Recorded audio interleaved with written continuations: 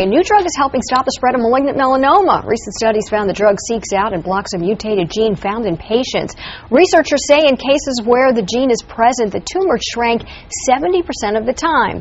Dr. Alan Magaziner from the Magaziner Center for Wellness is joining me now. This is kind of exciting news. It's very exciting because malignant melanoma is one of the most virulent and difficult skin cancers to treat, unfortunately, and it's been a rise over the last 30 years. It's gone up actually fourfold.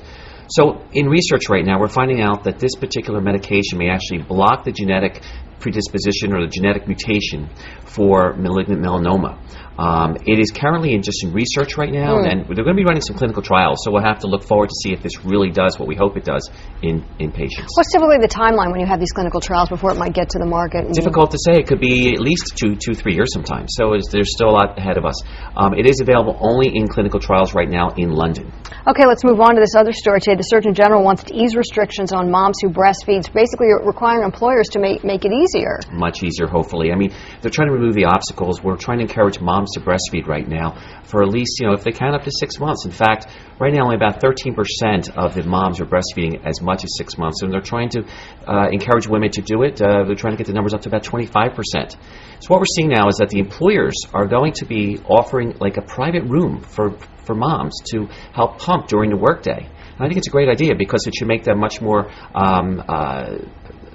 healthier, because what's going to happen now is they'll be able to work more hours because the babies at home will be healthier, hopefully, because they're being fed the breast milk. Recently, there have been some controversial studies about this, or conflicting studies, I should say, about how long a woman should breastfeed. So how long should they, and what are the benefits of breastfeeding? Well, the benefits we know are the baby's much less prone to infections, first of all, because of the immunoglobulins that is transported from the mom.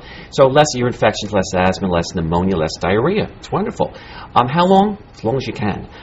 Okay. The Pediatric Association recommends try to do at least 6 months and possibly even up to a year if you can, or even longer. Okay. And then moving on, a new study today in neurology found a rise in the number of stroke patients with HIV.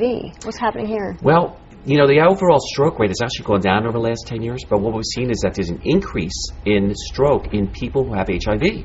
We're not sure why, but the rate is probably up to 60% increase over the years.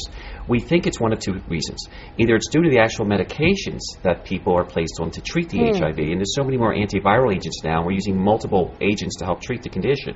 So number one, it may be the actual medications, or it may be the actual virus itself. People are surviving longer, and the actual virus may be imparting some inflammatory, what's called cytokines or substances in our body that may be contributing to stroke. Right, and inflammation is the root to heart disease and stroke and so many other things. That's so if you have inflammation, that's the trouble spot right there. That's right. So we need to try to decipher what is it. Is it the actual disease itself, or is it the medications? And we'll have to do some more research to figure that out. All right, Dr. Alan Magaziner, thanks for coming in. Thank you for having me. Appreciate it. Thank you. We'll be right back.